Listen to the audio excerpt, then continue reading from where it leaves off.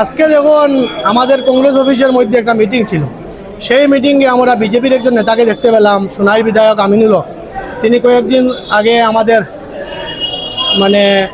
গুয়াহাটিতে গিয়েছিলেন, কিংবা কোনো একটা মিটিংয়ে গিয়েছিলেন, সেখানে গিয়ে দেখি বিজেপির অফিসে উনি ঘোরাঘুরি করছেন। আজকে এখানে কংগ্রেসকে মজবুত করার জন্য এসেছিলেন, যার জন্য ওনাকে পাবলিক এবং আম জনতা মুর্দাবাদ দিয়ে ওনাকে বিদায় করে দিয়েছে হাইলাকান্দি কংগ্রেস অফিসে। এবং বিগত যে ইলেকশন হয়েছে, নির্বাচন হয়েছে, সেই নির্বাচনে উনি হাইলাকান্দি এবং করিমগঞ্জের ইনচার্জ ছিলেন শ্রীভূমি জেলার, কিন্তু ওনার কোনো একটা দায়িত্ব ছিল না। এবং ওনার সঙ্গে যাদের ভালো ছিল সম্পর্ক, ওনাদেরকে নিয়ে উনি ওপেন বিজেপি এবং এজিপি করিয়েছিলেন, যার জন্য ওনাকে আমি মুর্দাবাদ দিয়ে এখান থেকে সরিয়ে নিলাম।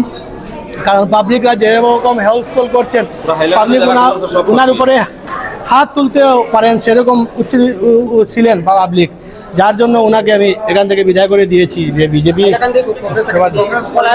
পলায়ন করেছেন, আর কি করবেন? পলায়ন না করলে তো পাবলিক ওনাকে উচ্চ মধ্যম দিবে, উপায় নাই, তার জন্য উনি পলায়ন করেছে। মিটিং তো আমাদের বিজেপির মানুষে কি মিটিং করব, কি আমরা মিটিং করব? 8 বছর বিজেপি ইলেকশন আবার শপথ লইয়ে ফার্স্ট লিগে বিজেপির অফিস।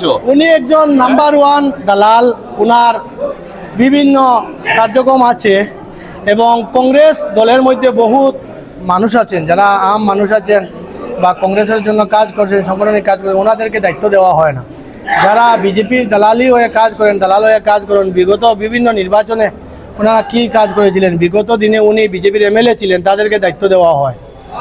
আমাদের যে নেতা, ওনাদের সুবিধাবাদী নেতা লাগে, যারা চাঁদা দিতে পারেন, যার জন্য ওনাদেরকে নির্বাচিত করে ওনাদেরকে আবার টিকিট দেওয়া হয়, দায়িত্ব দেওয়া হয়।